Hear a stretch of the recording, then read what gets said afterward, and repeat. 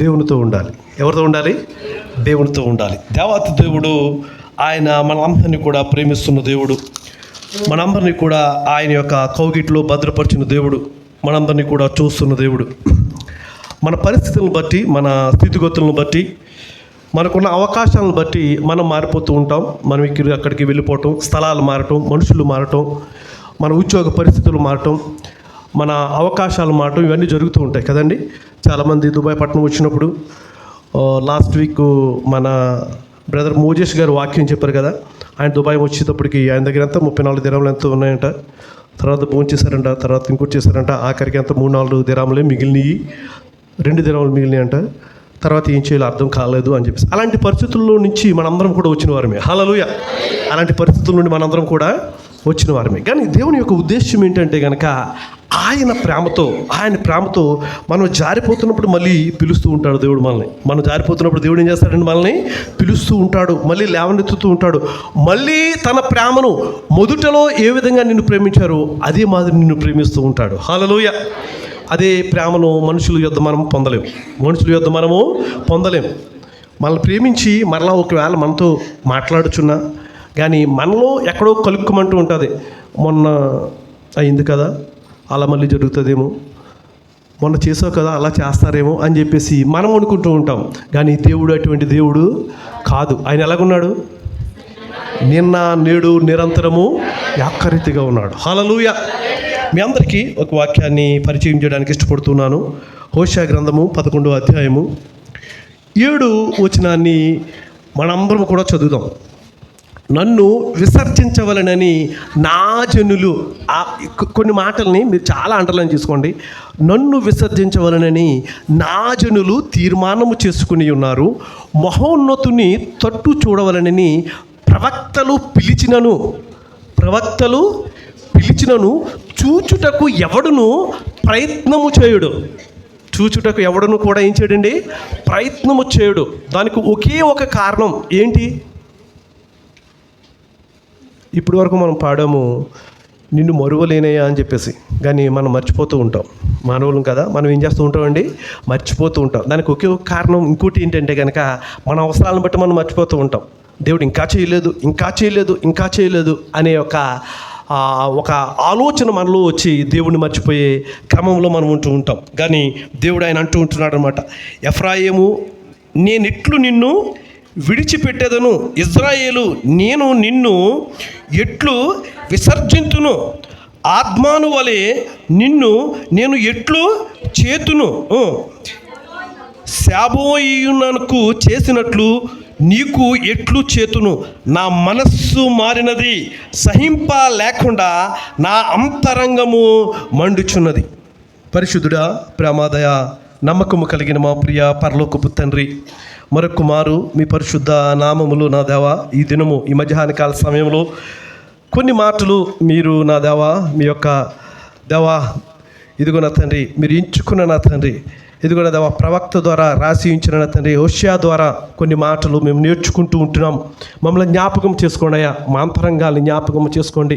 మేము మిమ్మల్ని విసర్జించినప్పటికీ కూడా మమ్మల్ని ప్రేమించే దేవుడు, మాకున్న దేవుడు నా తండ్రి. మిమ్మల్ని కలిగి ఉన్న జనులు ధన్యులు అంటున్నారు నా తండ్రి. ఆ ధన్యకరమైన జీవితము మాకును దయచేయండి. మీ మాటల ద్వారా నా తండ్రి మమ్మల్ని మేము సరిచేసుకుని ఇదిగో నా దేవా, మీ బిడ్డలుగా జీవించే గొప్ప కృపను మేము పొందుకోవడానికి మీరు సహాయం చేయమని నా ప్రభువును రక్షకుడైన యేసుక్రీస్తు వారి దివ్య పాదములను బట్టి అడిగి వేడుకుని పొందుకుంటున్నాం మా పరమ తండ్రి. హల్లెలూయా, హల్లెలూయా. మంచిది. ఈ యొక్క 11వ అధ్యాయంలో మనకి ఎన్ని వచనాలు ఉన్నాయి? 12 వచనాలు ఉన్నాయి కదండి. మనకి ఎన్ని ఉన్నాయండి? 12 వచనాలు. దీంట్లో చాలా చక్కని రీతిలో దేవుడు మనకి తెలియజేస్తుంది ఏంటంటే కనుక ఈ 12 వచనాలని కూడా మనం చక్కగా చదివితే కనుక దేవుని ప్రేమ మనకి కనపడుతూ ఉంది. ఏం కనపడుతుందండి? దేవుని ప్రేమ. మనము విసర్జించినప్పటికీ, మనం విడిచిపెట్టినప్పటికీ దేవుడు ప్రేమమయుడై ఉన్నాడు. హల్లెలూయా. దేవుడు ఏమై ఉన్నాడండి? ప్రేమమయుడై ఉన్నాడు. దేవుడు మారని దేవుడై ఉన్నాడు. దేవుడు ఎలాంటి దేవుడు అండి? మారని దేవుడు. ఆయన నిన్న నేడు నిరంతరం కూడా ఎలాగున్నాడు?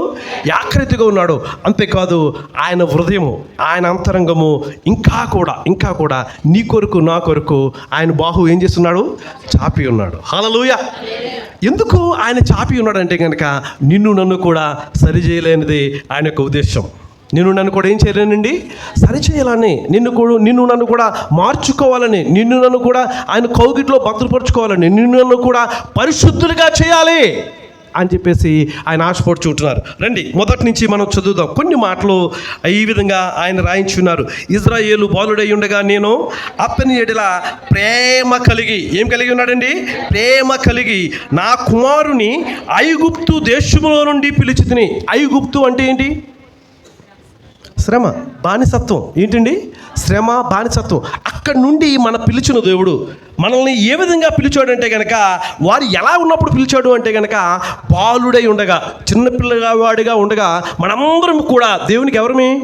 పిల్లలమే కదండి. మనం తాతీయులమైపోయినా, మనం కొంచెం వేసుకున్నా, ఎలాగొచ్చినా కానీ మనం ఆ దేవునికి ఎవరమే? పిల్లలమే. దేవునికి ఎవరమండి? పిల్లలమే. అందుకే ఆయన అంటున్నారు అనమాట, నేను బాలుడినై ఉండగా, ఇదిగో చూడండి, బాలుడినై ఉండగా నేను అతని ఎడల ప్రేమ కలిగి నా కుమారుని ఐగుప్తులో నుండి పిలిచితిని. ప్రవక్తలు వారిని పిలిచినను బయలు దేవతలకు వారు బలులు నర్పించిరి. ఈరోజు కీర్తనలో మనం చూసినప్పుడు ఆ కీర్తనల గ్రంథంలో విగ్రహములు, వట్టి విగ్రహములకు మీరు మొక్కవద్దు అని చెప్పేసి అన్నారు కదండి. మనం చదువుకున్న కీర్తనలో మనము చాలా మార్లు ఆ విగ్రహాల తట్టు చూసినప్పుడు, ఆ విగ్రహాలను చేసే ఆ అలంకరణ చూసినప్పుడు, ఆ విగ్రహాల దగ్గర వారు చేసే నృత్యాల్ని మనం ఆరాధన చేస్తాము. మన ఆరాధనలో అంతరంగంలో ఆనందిస్తాము. వారు బాహ్యంగా ఆనందిస్తూ ఉంటారు కదండి. వారు డ్యాన్సులు ఏంటి, ఇంకోటి ఇవన్నీ కూడా చాలా ఆ బాహ్యాన్ని చూసి చాలామంది ఆకర్షితులు అవుతూ ఉంటారు. అవునా కదా? ఆకర్షితులు అవుతూ ఉంటారు. మీకు విషయం చెప్పనా? మేము జబలాలి ప్రాంతము ఆరాధనకి వెళ్ళేవాళ్ళమి. అక్కడ ఒక తమ్ముడు ఉన్నాడు. ఆ తమ్ముడు ఆరాధనలో మమ్మల్ని అందరినీ కూడా ఆరాధన చేస్తున్నప్పుడు ఆయన పేరెట్టి పిలిచేవాడు. మమ్మల్ని పేరెట్టి పిలిచి మమ్మల్ని భయపెట్టేవాడు. అంటే భయపెడతామంటే, ఇంకో నువ్వు ఇది చేస్తున్నావు, ఇది చేయొద్దు అని చెప్పేసి ఆరాధనలో మాకు చెప్పేవాడు. ఆ ఆరాధన సమయము ఏదో విధంగా ఉండాలని చెప్పేసి మేము ఆనందించేవాళ్ళం. ఎందుకు అంటే, దేవుడు ఈరోజు నాతో మాట్లాడుతున్నారని చెప్పేసి మేము చాలా ఆనందించేవాళ్ళం. ఓ విషయం చెప్పనా? నేను ఇప్పుడే చెప్పాను కదా, ఈ యొక్క అంతరంగంలో ఉన్న దేవుడు ఎప్పుడైతే మనం ఇహలోకాన్ని చూస్తామో అంత ఆత్మీయంగా ఉన్న ఆ బిడ్డ ఎంతో చక్కని రీతిలో ఆయన చెప్పాడు ఒకసారి, అయ్యా మా కుటుంబ పరిస్థితులు బాగోలేక ఇంటి దగ్గర నేను బయట రికార్డింగ్ డ్యాన్స్లు వేస్తారు కదా, వాటికి వెళ్ళేవాడిని. నన్ను తీసుకెళ్ళేవారు. నాకు ఇష్టమైంది డ్యాన్స్ చేసేవాడిని. ఆ విధంగా నా కుటుంబాన్ని నేను పోషించుకున్నాను అని చెప్పేసి అన్నాడు. తప్పలేదు. ఎందుకంటే ఆయనకున్నది చెప్పాడు. తర్వాత నేను దేవుడిని నమ్ముకున్నానండి. కొన్ని పరిస్థితుల వల్ల మా అక్కగారు కువైట్ వెళ్ళారు, నన్ను ఇక్కడికి పంపించారు. సో ఇప్పుడైతే మాకు ఏ లోటు లేదు, మంచి ఇల్లు కట్టుకుంటున్నామని చెప్పేసి అన్నాడు. చాలా బాగుంది. అమంతంగా ఏమైందో తెలీదు. అతను కదా ఇంటికి వెళ్ళిపోయాడు. ఎక్కడికి వెళ్ళిపోయాడు? ఇంటికి వెళ్ళిపోయాడు. మా అక్కగారు అమ్మాయిని చేసుకుంటున్నాను అన్నాడు. ఆయన ఇప్పుడు నపుంసకుడిగా అయిపోయాడు. లోకం, దేవునితో ఉన్న మనందరము కూడా దేవునితో ఉండాలని చెప్పేసి అనుకున్నాం కదా. ఎప్పుడైతే దేవుడి నుండి మనం వైదొలుగుతామో, ఎప్పుడు నుండి దేవుడి నుండి మనం బయటకు వచ్చేస్తామో, మన పరిస్థితులు తారుమారైపోతూ ఉంటాయి. అప్పటి వరకు మాట్లాడేవాడు, అప్పటి వరకు అందరికీ ప్రార్థన చేసేవాడు, అప్పటి వరకు చాలామందికి ఆయన ఎలాగ ఉండేవాడు అంటే కనుక ఒక మాదిరికరంగా ఉండేవాడు. ఇలాగ ప్రార్థన చేయాలరా, ఇలాగ దర్శనాలు రావాలరా అని చెప్పేసి అట్టి విధంగా ఉన్నవాడు. ఎప్పుడైతే ఎక్కడ చూశాడు? ఇప్పుడైనా లోకాన్ని చూశాడు. దేవుని బిడ్డలమైన మనందరము కూడా దేవునితో ఉంటూ లోకం వైపు చూస్తూ ఉంటాం, స్నేహిస్తూ లోకం వైపు చూస్తూ ఉంటాం, ప్రేమిస్తూ లోకం వైపు చూస్తూ ఉంటాం, అన్నీ కలిగి ఉంటూ లోకం వైపు మనము చూస్తూ ఉంటాం. దేవుడు ఏమంటాడంటే కనుక, నిన్ను నీవు చూసుకో, నిన్ను నువ్వేం చేసుకోవాలండి? చూసుకో. ఇప్పుడు ఈ మాట మనందరికీ తెలుసు. మన యేసుక్రీస్తు ప్రభువు వారు చెప్పిన మాట ఏంటంటే కనుక, ముందు నీ కంటిలో ఉన్న దేనండి? దూలాన్ని తీసుకోవాలి, నడుసుని కాదు. మనం నడుసుని చేస్తాం, దూలాన్ని తీసుకోం. నలుసుని మనము చూసేస్తాం కానీ దూలాన్ని మనము తీసుకోం. ప్రియమైన దేవుని బిడ్డలారా, దేవుడు చాలా చక్కని రీతిలో మనకు తెలియజేస్తూ ఉంటున్నాడు. ఆయన ప్రేమమయుడు ఉన్నాడు, ఆయన అంతరంగంలో ఆయన బాధపడుతూ ఉంటున్నాడు. ఎందుకు నా బిడ్డలు ఇలాగ అయిపోతూ ఉంటున్నారు, ఏంటి మీరు మరలా తిరిగి రావాలని చెప్పేసి దేవుడు ఆశతో ఎదురు చూస్తుంటున్నాడు. మన పరిస్థితులు అక్కడే ఆగిపోయినాయేమో. ఇర్మియా భక్తుడు ఒక మాట అంటాడు, చూడండి ఒక మాట, 49వ అధ్యాయము పక్కనే ఇర్మియా గ్రంథంలో 49వ అధ్యాయము ఒకసారి చూడండి, 18వ మాట త్వరగా.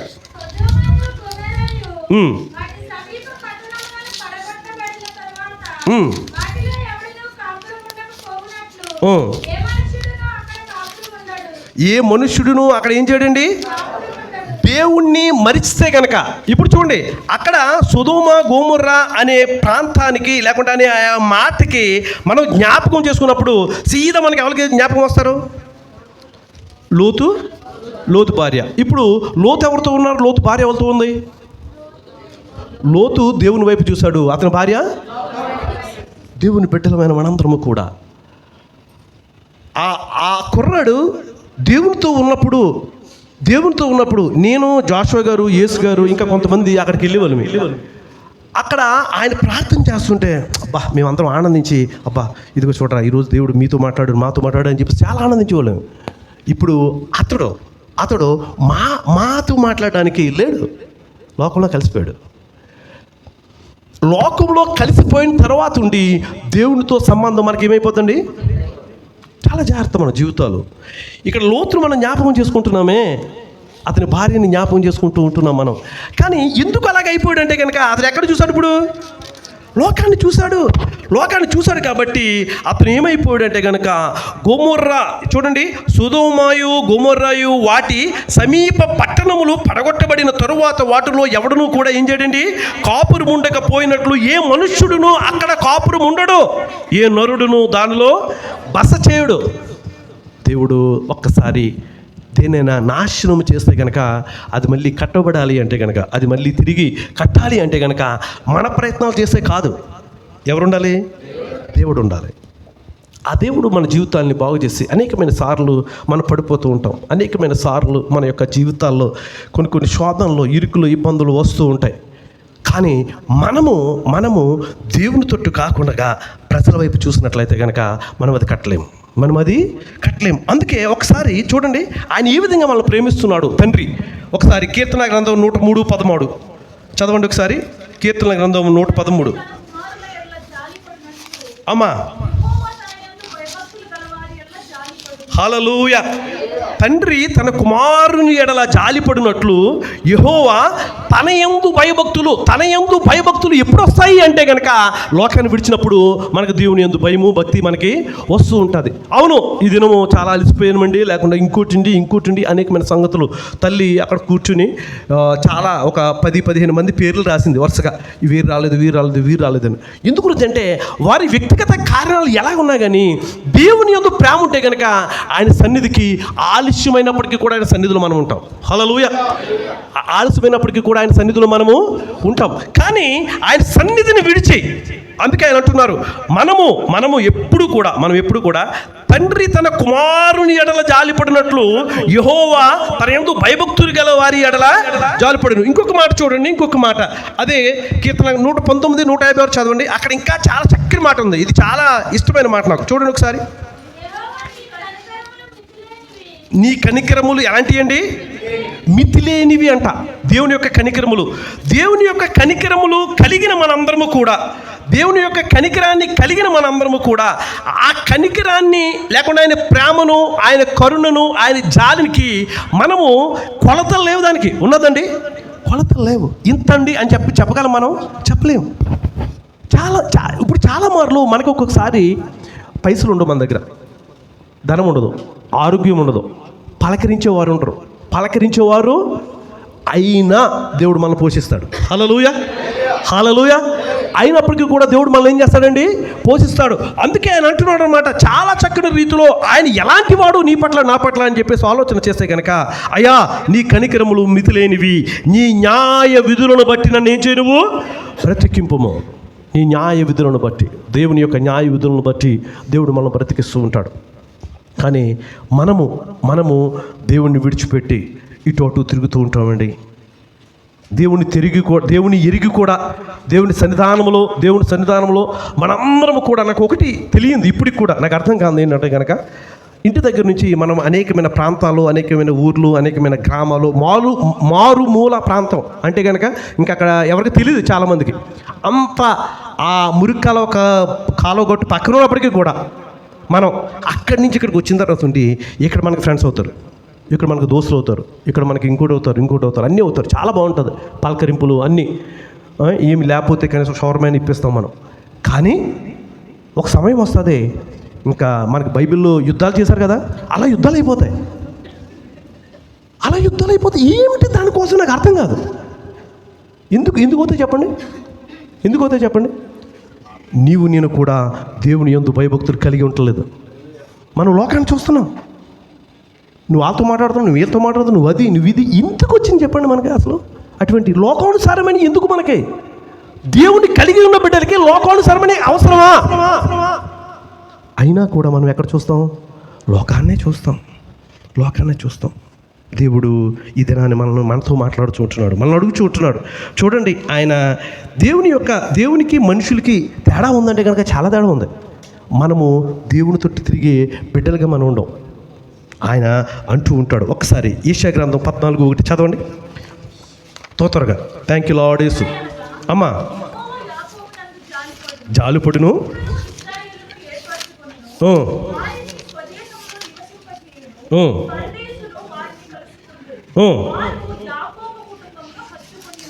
వారు ఎవరిని హత్తుకుంటున్నారండి? యాకోబు కుటుంబమును హత్తుకొందురు, వచ్చి. చూడండి, ఎందుకయ్యా దేవుడు అంటే కనుక, మన దేవుడు, మరొకసారి చెప్తున్నాను, మనకుండదు, దేవుడికి ఉంటుంది. ఆయన అంటున్నాడు యెహోవా యాకోబునందు ఏం చేశాడండి? జాలి పడ్డాడు. ఆయన జాలిలో కల్మసం ఉండదు. ఇప్పుడే మనం కీర్తనలో చదువుకున్నాం కదా, ఆయనది వెలకట్టలేం మనము. ఇది చూడండి, ఆయన అంటున్నాడు అనమాట, యాకోబునందు జాలిపడును, ఇంకను ఇజ్రాయేలును ఏర్పరచుకును, వారిని స్వదేశములో నివసింపచేయును, పరదేశులు వారిని కలుసుకుందురు, వారు యాకోబు కుటుంబమును హత్తుకుందురు. హల్లెలూయా. ఎప్పుడు హత్తుకుంటాము, ఎప్పుడు కలుసుకుంటాము? దేవుని యందు విధేయత కలిగినప్పుడు, దేవుని యందు భయభక్తులు కలిగినప్పుడు, చెడుతనమును విసర్జించినప్పుడు, ఆ చెడుతనము మనకు దూరంగా ఉన్నప్పుడు, నేను నా దేవుని కలిగి ఉన్నప్పుడు ఈ లోకంలోనిది ఏది నాకు అక్కర్లేదు. హల్లెలూయా. ఎందుకు? ఈ లోకంలో ఉన్నవన్నీ కూడా నశించిపోతాయి, గతించిపోతాయి, కానీ నా దేవుని మాట ఎల్లప్పుడూ నాతో ఉంటుంది. హల్లెలూయా. అట్టి దేవుణ్ణి కలిగి ఉన్న మనందరము కూడా ఏమంటామంటే కనుక, ఈ రోజు ఉంటామండి, రేపు పోతాము, ఈ రోజు ఉంటాము, రేపు ఏం చేస్తామండి? ఎక్కడికి పోతాం తెలీదు. చాలామందికి ఏంటంటే కనుక ఎక్కడికి పోతామన్నది తెలీదు. కానీ దేవుడు సెలవిస్తున్నాడు, మీరు నన్ను కలిగి ఉంటే మీ ప్రవర్తనను మీరు జాగ్రత్తగా చూసుకుంటే నేను ఎక్కడ ఉంటానో మీరు, హల్లెలూయా, నేను ఎక్కడ ఉంటానో మీరు కూడా అక్కడే ఉంటారు. దేవుడు ఎక్కడ ఉంటాడో అక్కడే ఉండాలంటే కనుక ఇప్పుడు దేవునితో ఉండాలి. ఇప్పుడు మనం ఎవరితో ఉండాలండి? దేవునితో ఉండాలి. చూడండి, త్వరగా రండి ఒకసారి మీరందరూ కూడా యెషయా గ్రంథంలో దేవునికి మనకు ఉన్న వ్యత్యాసాన్ని కొన్ని మాటలు మనం చూద్దాం. 55వ అధ్యాయము 8-9 వచనాలు చదవండి. థ్యాంక్ యూ లార్డ్ యేసు. ఏమండి? నా తలంపులు మీ త్రోవలు నా త్రోవల వంటివి కాదు. హల్లెలూయా. ఇదే ఎవరి వాక్యం అండి? దేవుని యొక్క వాక్యము మనకు తెలియజేస్తూ ఉంది. ఆయన అంటున్నారు, నా తలంపులు, నా ఆలోచనలు ఉన్నవే అవి మీలాంటివి కాదు. శిష్యులందరూ కూడా ఏం ఆలోచన చేస్తున్నారు? మాకు ఆహారం లేదు. శిష్యులందరూ ఏం ఆలోచన చేస్తున్నారు? మాకు నిద్ర లేదు. శిష్యులందరూ ఏం ఆలోచన చేస్తున్నారు? విశ్రాంతి లేదు. కానీ యేసుక్రీస్తు ప్రభుల వారు ఏం ఆలోచన చేస్తున్నారు? నా తండ్రితో నాకున్న సంబంధము తెగకూడదు. హల్లెలూయా. నా పరిశుద్ధత నన్ను విడిచి పోకూడదు. హల్లెలూయా. నా తండ్రితో నేను ప్రతీది కూడా, నా తండ్రితో నేను చేసిన నిబంధన వీడిపోకూడదు. ఆ నిబంధన వీడిపోయింది అంటే కనుక నేను లోకంలో కలిసిపోతాను. నేను ఎక్కడ కలిసిపోతానండి? లోకంలో కలిసిపోతాను. మనం లోకస్తులము కాదు. లోకం నుండి వేరుపరిచాడు దేవుడు మనల్ని, ప్రత్యేకపరిచాడు దేవుడు మనల్ని, పిలుచుకున్నాడు దేవుడు మనల్ని. ఇదిగో ఆశ్చర్యకరమైన వెలుగులో నడిపించడానికి చీకటిలో సంచరించును మనల్ని తీసుకుని వచ్చాడు. కానీ మనం ఇంకా మరలా వెనుక తిరిగి చూడకూడదు అనేది దేవుని యొక్క ఉద్దేశం. దేవుని యొక్క ఉద్దేశం మనము కలిసిపోతున్నప్పుడు, మనం తిరిగిపోతున్నప్పుడు, లేకుండా మనం విడిచిపెట్టినప్పుడు, దేవుడు మళ్ళా పిలిచినప్పుడు ఆయనకి కోపం రాదండి? కోపం రాదు? ఆయనకి కోపం వస్తుంది. అందుకే మనం చదువుకున్న మాటలోనే, హోషేయ గ్రంథంలోనే మీరు చదువుతున్నప్పుడు చూడండి ఒకసారి ఆ మాట చూడండి. దాంట్లో మనం చదువుకున్న 11వ అధ్యాయంలో ఆయన చూడండి ఒక మాట అంటున్నారు. థ్యాంక్ యూ లార్డ్ యేసు, మీకు వందనాలు. ఆయన ఒక మాట అంటారు మనం చదువుకున్న మాటలో. థ్యాంక్ యూ లార్డ్ యేసు. చూడండి ఆయన అంటున్నారు అన్నమాట. చూడండి, మనం 8వ వచనం చదువుకున్నాం కదా, 9వ వచనం.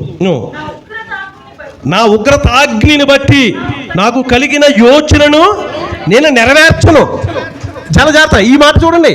నాకు ఉన్న ఉగ్రతను బట్టి నాకు ఆలోచన వచ్చిందే, ఆ ఆలోచన నేను ఏం చేయనండి? మనకి ఎప్పుడైనా కోపం వచ్చిందనుకో, ఉగ్రత అంటే కోపం వచ్చిందంటే మీరు అక్కడ ప్రార్థన పెడుతున్నారా? నేను రాను. మనకు వచ్చిన ఉగ్రత. మీరు అక్కడికి వెళ్తున్నారా? నేను రాను. మీరు వెళ్తే వెళ్ళండి. మీరు ఆ డ్రెస్ తీసుకుంటున్నారా? నేను వేసుకోను. మనకు వచ్చే ఉగ్రత. దేవునికి ఒక ఉగ్రతకు మన ఉగ్రతకు తేడా చూడండి ఒకసారి. ఆయన క్షమిస్తాడు, ప్రేమిస్తాడు, మరలా పిలుస్తాడు, మరలా క్షమిస్తాడు.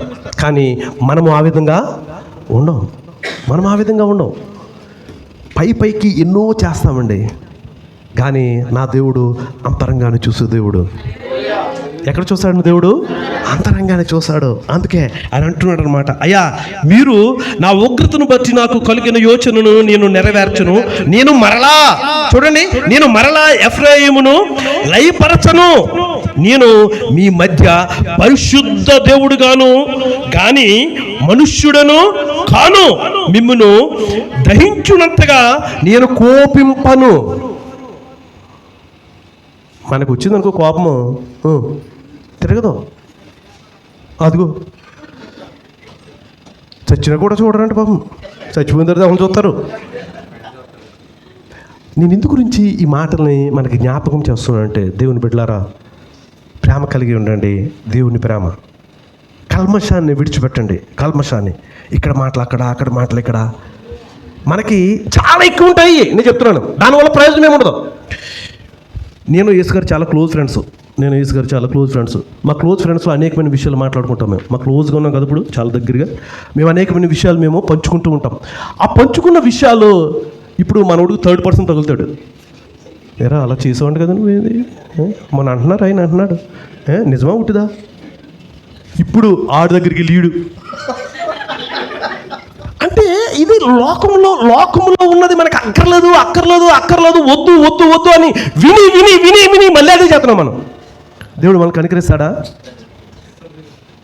చాలా జాగ్రత్త మన జీవితాల్లో, చాలా జాగ్రత్త.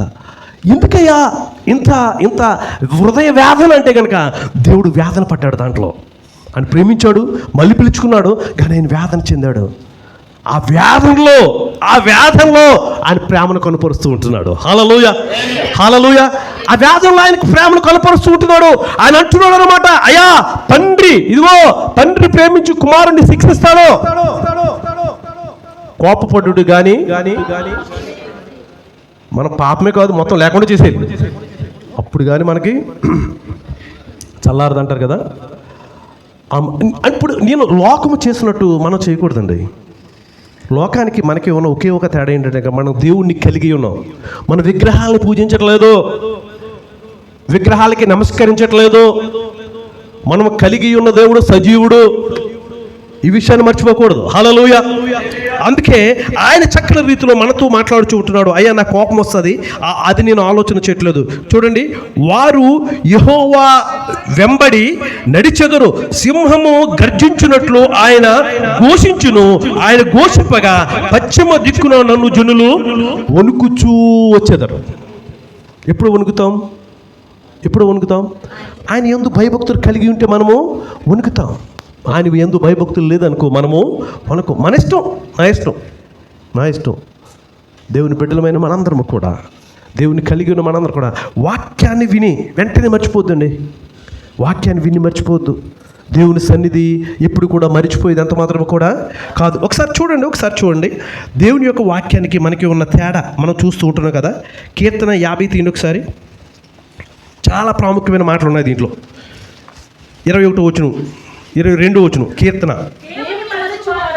అయ్యో దేవుడు ఇలా అంటున్నాడండి మనల్ని. మనం ఆయన మందిరంలో ఉన్నాం కదా. చూడండి ఏమంటున్నారు. అమ్మా, దీనిని యోచించుకొనుడి, లేని ఎడల దేవుడు ఏం చేస్తాడండి? చీల్చివేస్తాడంట. విడిపించేవాడు ఎవరు కూడా ఉండరు. విడిపించేవారు ఎవరు కూడా ఉండరు. ఎందుకు ఆయన మాటలు అంటున్నారు? దేవుణ్ణి మరుచువారులారా అని చెప్పేసి దేవుడు ఎందుకు మనతో మాట్లాడుతూ ఉంటున్నారు అని చెప్పేసి మనం ఆలోచన చేసినట్లయితే కనుక మీరు ఒక్కసారి పైనుంచి చదవండి. పైన 16వ వచనం నుంచి చదవండి. నేను చదువుతానమ్మా, అందరూ చదివేస్తున్నారు కదా. భక్తిహీనులతో దేవుడు ఇట్లు సెలవిచ్చుచున్నాడు, నా కట్టడలను విసర్జించుటకు నీకేమి పని? నా నిబంధన నీ నోట వచించదేమి? దిద్దుబాటు నీకు అసహ్యము కదా. దిద్దుబాటు నీకు ఏంటండి? ఇప్పుడు దిద్దుబాటు మనకి ఇష్టమైంది అనుకోండి, దిద్దుబాటు నాకు ఇష్టమైంది అనుకోండి, నేను ఇక్కడ చెప్పిన మాటలను నేను వింటాను. ఇక్కడ చెప్పిన మాటలు విని నేను బయటికి వెళ్ళి వాటిని మర్చిపోను. ఎందుకు అంటే నన్ను నేను ఏం చేసుకుంటాను? సరి చేసుకుంటాను. వాక్యం ద్వారా నేను సరి చేసుకుంటాను. కానీ దేవుడు ఏమంటున్నాడంటే దిద్దుబాటు నీకేమైందండి? చెప్పాలే బాబు, ఇన్నిసార్లు ఉంటావు. సర్లేరు బాబు, టీ దగ్గరికి వెళ్తున్నాడు ముందు, ఆరాధన తర్వాత. చాలామంది లేరు మనలో, ఉన్నారు, చాలామంది ఉన్నారు. ఎందుకు గురించి? ఇప్పుడు దేవుడు ఏదైనా మాటను మనకు సెలవిస్తున్నాడు అనుకోండి, అది ఎవరికో కాదు, మనకే. అర్థమైందా? అందుకే ఆయన అంటున్నాడు అనమాట, ఇదిగో చూడండి, ఇదిగో మీరందరూ కూడా ఇలాంటి పనులు చేసినా కూడా నేను మౌనునై ఉంటిని. 21వ వచనం అంటుంది చూడండి ఏమని, ఇట్టి పనులు నీవు చేసినను నేను మౌనునై ఉంటిని, అందుకు నేను కేవలము నీ వంటి వాడని కానని నీవు అనుకుంటివి. అయితే నీ కన్నుల ఎదుట ఈ సంగతులు నేను వరుసగా ఉంచి నిన్ను గద్దించదను. దేవుడు విడిచిపెట్టే దేవుడు అంత మాత్రము కూడా కాదు. చాలామంది ఇహలోకనాథులు, వాళ్ళు దేవునికి సంబంధించిన వాళ్ళు కాదు. ఇహలోకనాథులు ఎవరైనా ప్రేమిస్తారు కదా, ఆ ప్రేమించిన తర్వాత ఉండి ఆడికి 94 వంకర టింకర వేషాలు ఉంటాయి, లేదా ఆడి ఉద్దేశాలు ఉంటాయి. కానీ ఈ ఇంట్లో వారు కానీ ఈ అమ్మాయి కానీ ఒప్పుకోలేదు అనుకో, వాడు చంపేస్తాడు. దానివల్ల ఏమైనా ప్రయోజనం ఉందా? ఏమనుందా? కానీ ఆడు ఏమంటాడని మర్చిపోలేకపోతున్నాను, అందుకు ఇప్పుడు చంపేది ఏమవుతుంది? ఇప్పుడు చంపేసి ఏమొస్తుంది? అలా ఏమైనా వస్తుందా?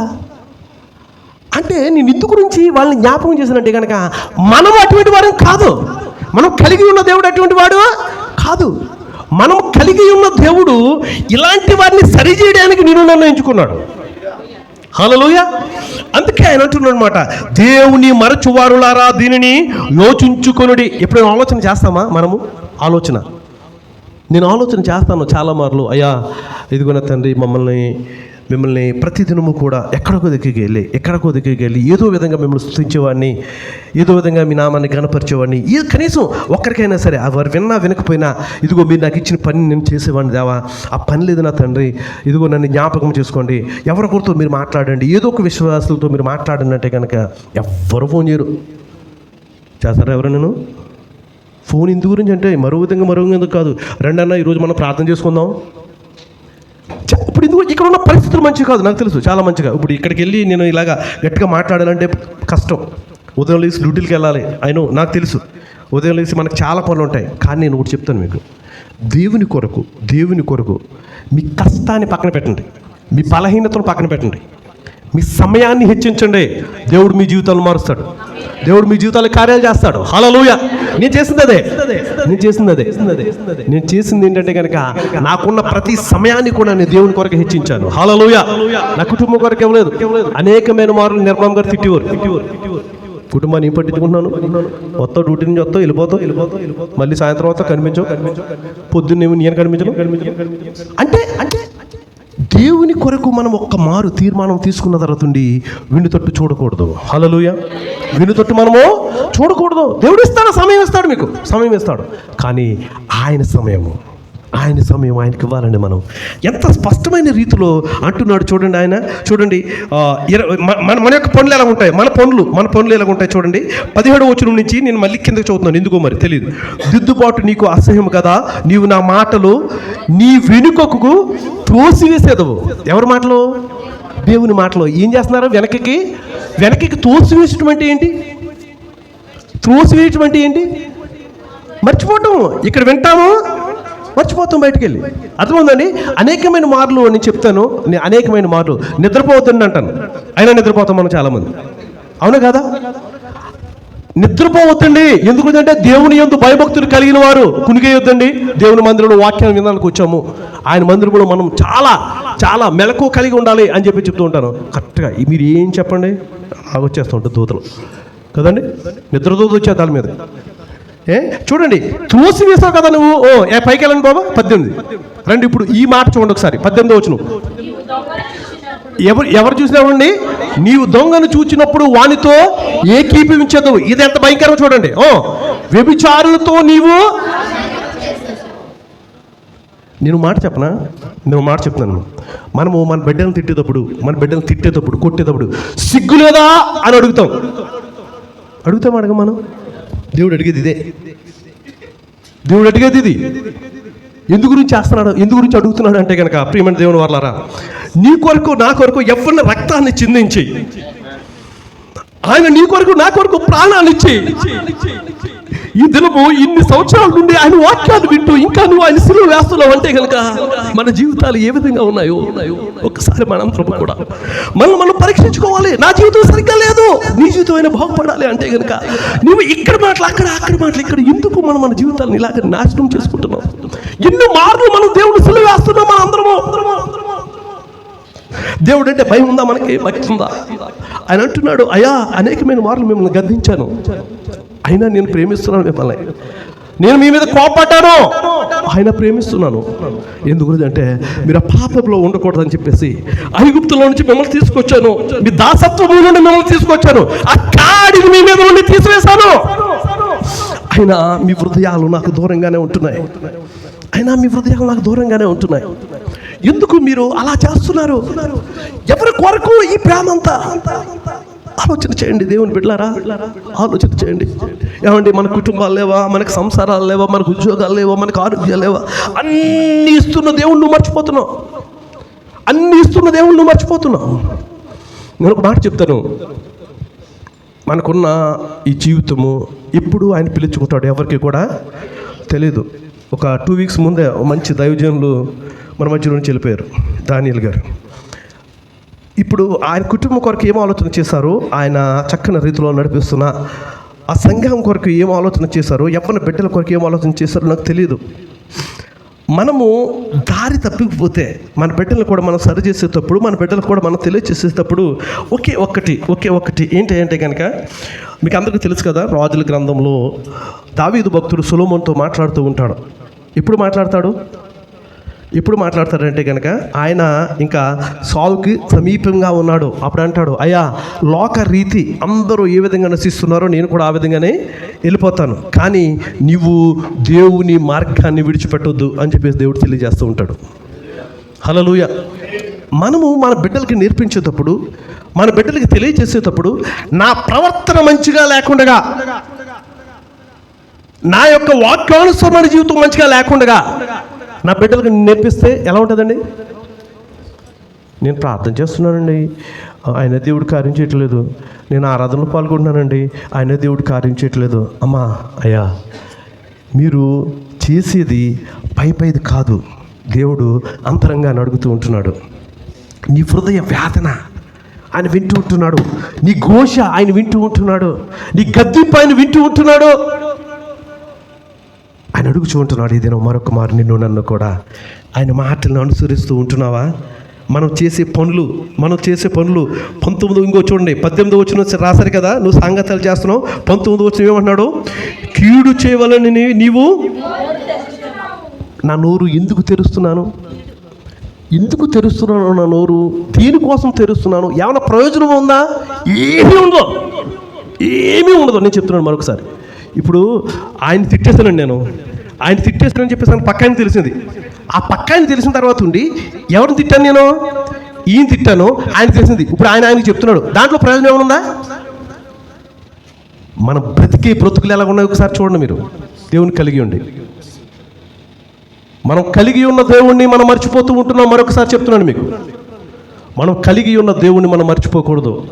మనం కలిగి ఉన్న దేవుడు మనల్ని గద్దించేటప్పుడు, మనం కలిగి ఉన్న దేవుడు మనం, ఇదిగో చూడండి, మీరు కీడు చేయవాలని నీవు నోరు తెరచుచున్నావు, నీ నాలుక కపటము కల్పించుచున్నదే. ఆ నాలుగుతో మనం పాటలు పాడతాము, ఆ నాలుగుతో దేవుని స్తుతిస్తాము, ఆ నాలుగుతో దేవుని ఆరాధన చేస్తాము, ఆ నాలుగుతో పరిశుద్ధమైన వాక్యాన్ని చదువుతాము. దేవుడు గద్దిస్తున్నప్పుడు గద్దింపునికి లోబడాలి. ఆయన కలిగి ఉన్న బిడ్డలు ధన్యులు.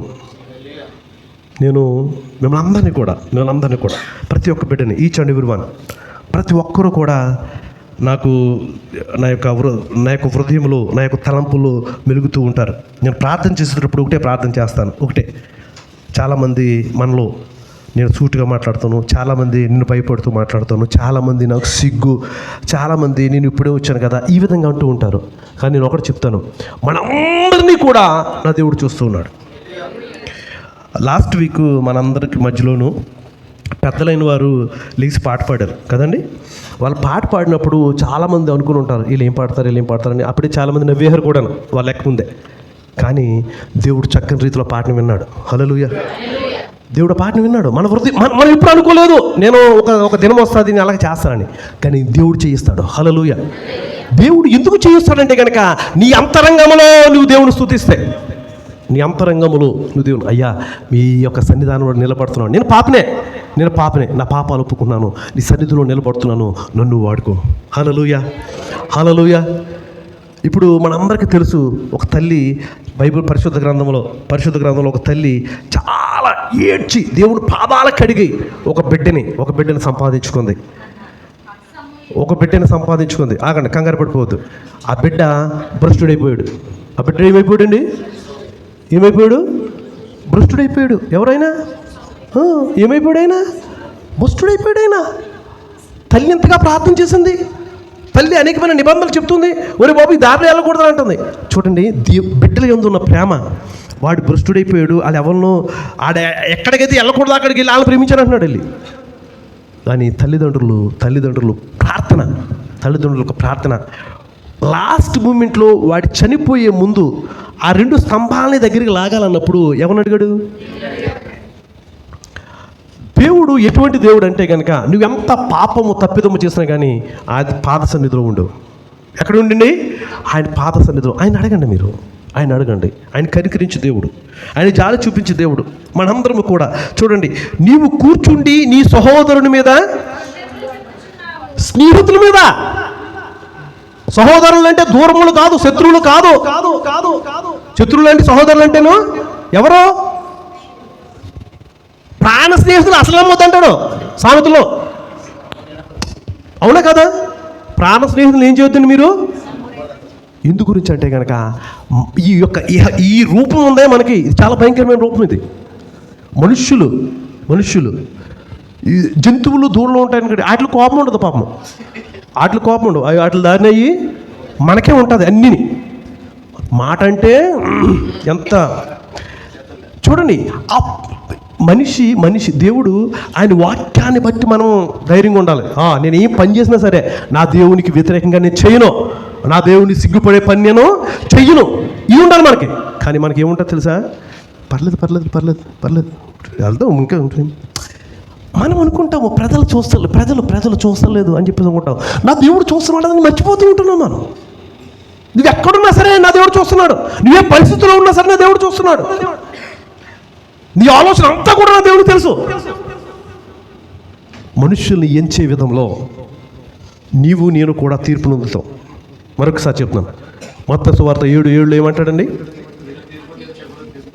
మీరేం చేయొద్దండి, తీర్చొద్దు అంటాడు దేవుడు. మనం తీర్చేస్తూ ఉంటాం. అలా మాట్లాడవచ్చా? మేము MA LLB చేసి వచ్చాము ఇక్కడికి. అలా మాట్లాడవచ్చా? అయ్యా, కొండెములు చెప్పుచున్నావు, నీ తల్లి కుమారుని మీద అపనిందలు మోపుచున్నావు. చూడండి, ఇన్ని పనులు చేసినా, ఇప్పుడు 21 చూడండి ఏమంటున్నాడు ఆయన, ఇట్టి పనులు నువ్వు చేసినాను నేనేమై ఉన్నాను. దేవుడు పలికే మాటలు మనందరినీ కూడా సరి చేయడానికి, మనందరినీ కూడా ఆయన తట్టు తిప్పడానికి, ఆయన మరలా నిన్ను కట్టడానికి దేవుడు ఆశ కలిగి ఉన్నాడు. ప్రియమైన దేవుని సంగమా, దేవుని బిడ్డలారా, మనందరము కూడా ఏంటి ఎప్పుడు చూసినా బ్రదరు గద్దింపుతోటి మాటలు చెప్తారు, ఎప్పుడు చూసినా ఎందుకు ఆయన అలా మాట్లాడుతూ ఉంటారు, ఎందుకు ఎప్పుడు చూసినా యహలోకం అంటూనే ఉంటారంటే కనుక చూడండి, నేను ఒక మాట చెప్తాను. యహలోకమైనవి విడిస్తేనే కానీ మనం దేవుని పొందుకోలేము. ఇదొక్కటే. యహలోకమని ఏం చేస్తే కానండి, విడిచిపెడితేనే కానీ మనం దేవుని దగ్గరికి చేరలేం. అదే నా దేవుడు తెలియజేస్తూ ఉంటున్నాడు. అందుకే దేవుడు మాట్లాడుతూ ఉంటున్నాడు. అందుకే దేవుడు చాలా చక్కని రీతిలో మనకు తెలియజేస్తూ ఉన్నాడు. ఒక్కసారి చూడండి, 4వ అధ్యాయం 1-2 వచనాలు చదవండి. 4వ అధ్యాయం అంటే ఓషయ గ్రంథంలో ఒకసారి త్వరగా ఓషయ గ్రంథంలో 4 మొదటి 2 మాటలు చదవండి. అమ్మా హాయ్, ఎవరి మాట అండి? దేవుని మాట ఆలకించండి.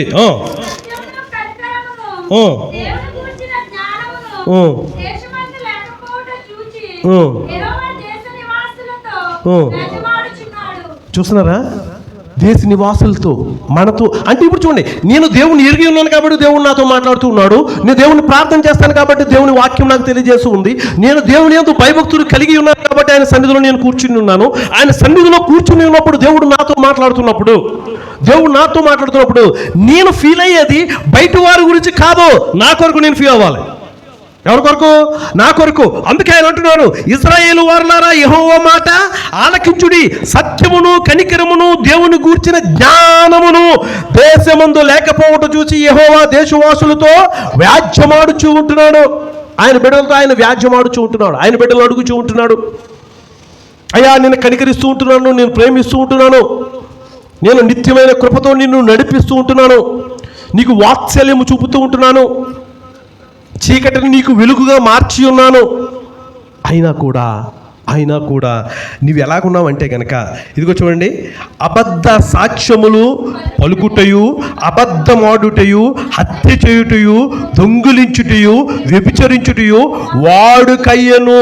జనులు కన్నము వేసెదరు, మానక నరహత్య చేసెదరు. ఎంత భయంకరమైనదిగా. దేవుడు మనకి మన పితరులు చేసిన పాపాలని, లేకుండా మన పితరులు తప్పిపోయిన ఆ త్రోవలని, లేకుండా మన పితరులు ఆయన మాటను, ఆయన ఆజ్ఞను అనుసరించకుండా జీవించిన జీవితాన్ని అవి కాదు. ప్రస్తుతం ఉన్న పరిస్థితులు కూడా ప్రవక్తలు దేవుని యొక్క మాటలను తెలియజేశారు. ఈ రోజుల్లో నన్ను నిలబెట్టుకోవట్లేదా దేవుడు? ఇక్కడ నిలబడి దేవుని మాటలు చెప్తున్న నేను ఒకప్పుడు భ్రష్టుణ్ణి. ఒకప్పుడు నాకు మన దేవుని బిడ్డలంటే ఎవరు నాకు తెలియదు, వాక్యం అంటే ఎవరు నాకు తెలియదు, పరిశుద్ధ గ్రంథం అంటే ఏంటో నాకు తెలియదు. అట్టి వాణ్ణి దేవుడు ఎంచుకుని ఆయన ప్రజల మధ్య నిలబెట్టుకుని ఉన్నాడు. నిన్ను వాడుకోడా? నువ్వు మారితే, నువ్వు ఆయన దగ్గరుంటే, నువ్వు ఆయనకు సమయాన్ని ఇస్తే, ఆయనలో నువ్వు యథార్థంగా జీవించినట్లయితే కనుక దేవుడు నిన్ను దీవిస్తాడు, దేవుడు నిన్ను ఆశీర్వదిస్తాడు. అందుకే ఆయన మాట్లాడుచుంటున్నాడు. 10వ అధ్యాయం 2-4 వచనాలు కూడా చదవండి, నేను ముగిస్తాను త్వరగా. చూడండి 10వ అధ్యాయం ఓషయ గ్రంథంలోనే, వారి మనస్సు కపటమైనది గనుక వారు త్వరలోనే తమ అపరాధములకు శిక్షనందుదురు. యెహోవా వారి బలిపీఠమును తుత్తునీయులుగా చేయును, వారు ప్రతిష్ఠించిన దేవతా స్తంభములను పాడు చేయను. ప్రార్థన చేస్తాం కదా మనం చాలా, అయ్యా దీవించండి, కన్నీళ్ళు అయ్యి అన్నీ వచ్చేస్తూ ఉంటాయి మన బలిపీఠం దగ్గర. అది దేవుడు ఆలకించడంట. దేవుడు ఏం చేయడండి? ఆలకించడు. ఆయన అంటాడు కదా, మన పరిశుద్ధుడు. నువ్వెవరో నాకు తెలియదు అంటాడు సింపుల్గా. ఆయన ఏమంటాడండి? ఆయన నువ్వెవరో నాకు తెలియదు, ఇన్ని సంవత్సరాల నుంచి మీ మందిరంలో నేను నచ్చిస్తాను, ఇన్ని సంవత్సరాల నుంచి అవి వాయించాను, ఇవి చేయించాను, లేకుంటే ఇన్ని సంవత్సరాల నుంచి నేను చాలా డెకరేషన్ చేశాను, ఐ డోంట్ నో యూ అంటాడు. అంతే సింపుల్, చాలా సింపుల్గా ఆయన అనే మాట ఏంటంటే నువ్వెవరో నాకు. ఇప్పుడు ఆయన బలిపీఠంలో ఏం చేస్తాడండి? ఇప్పుడు తుత్తినీయులుగా ఆయన బలిపీఠం అంటే ఏంటి? ప్రార్థనా బలిపీఠం. మనం ఎప్పుడైతే ప్రార్థనా బలిపీఠాన్ని మనం చేస్తామో, ఎందుకు చేస్తాడంటే కనుక వారి మనస్సు దేంతో నిండి ఉందండి? కపటమైనది కనుక. కపటముతో మనం ప్రార్థన చేస్తే దేవుడు ఆలకిస్తాడండి? ఆలకించడు. కపటమైన దానితో మనం ప్రార్థన చేస్తే అటు హృదయం మనలో ఉంటే కనుక దేవుడు ఆలకించడం. దేవుడు చూస్తున్న దేవుడు, దేవుడు కనికరం కలిగిన దేవుడు. అయ్యా మరొకసారి నేను మీకు జ్ఞాపకం చేస్తున్నాను ప్రియమైన దేవుని వర్లారా. నేను వచ్చి మిమ్మల్ని అందరితోటి కూడా ఇలాగని వచ్చి నేను, దేవుడు మిమ్మల్ని అందరినీ దీవించును గాక, దేవుడు మిమ్మల్ని అందరినీ ఆశీర్వదించును గాక, ఆయన కనికరం ఎల్లప్పుడూ ఉండును గాక. ఈ పై మాటల వల్ల మీకు ఏం ప్రయోజనం కూడా లేదు. అర్థమవుతుందండి? దేవుడు ఆశీర్వాదాన్ని పొందుకోవాలంటే, దేవుడు యొక్క ఆశీర్వాదాన్ని పొందుకోవాలంటే కనుక లాస్ట్ వీక్ ఒక మాట విన్నాం మనం. గుర్తుందా ఎవరికైనా? లాస్ట్ వీక్ ఒక మాట విన్నాం మనం. ఎవరి గురించి విన్నాం?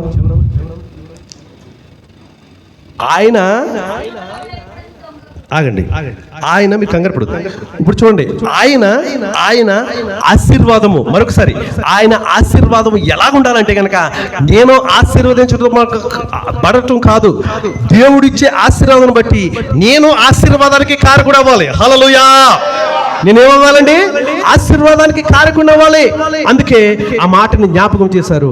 ఏంటంటే కనుక అబ్రాహాము దగ్గరికి వెళ్ళి, ఆయన విశ్వాసులకి ఏంటి ఆయన తండ్రి, కానీ ఆయన ఏమంటారంటే కనుక, నేను ఆశీర్వదించడం కాదు, నన్ను ఆశీర్వదించడం కాదు దేవుడు, నేను ఇవ్వాలి.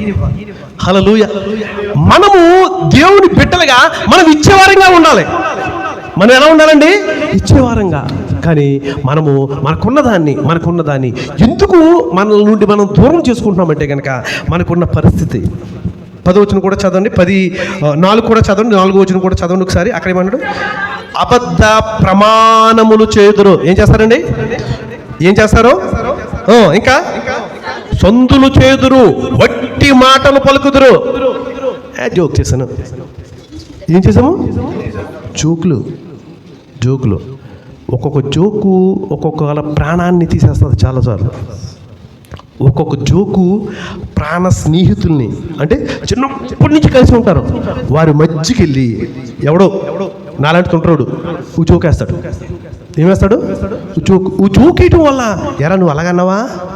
వీళ్ళిద్దరు ప్రాణ స్నేహితులే, కానీ ఆ జోకు వల్ల, ఆ మాట వల్ల ఆ ప్రాణ స్నేహితులు ఇద్దరికి కూడా ఏమొచ్చేస్తుంది? అక్కడ వైర్యం వచ్చేస్తుంది. వైర్యం. దేవుని బిడ్డలారా, వైర్యాన్ని తీసేవారంగా ఉండాలి. ఆ గొడవలను మనము ఏం చేసేవారంగా ఉండాలండి? సమాధానపరిచేవారంగా ఉండాలి. అంతేగాని మనము అక్కడ అగ్గి రాజేసేవారంగా మనం ఉండకూడదు. చూడండి, దేవుడు ఈ విధంగా మనతో మాట్లాడుతూ ఉంటున్నాడు. అబద్ధ ప్రమాణములు చేయుదురు, సందులు చేయుదురు, వట్టి మాటలు పలుకుదురు, అందువలన భూమి చాలలో విషపు కూర మొలుచున్నట్టుగా దేశములో వారి తీర్పులు బయలుదేరుచున్నవి.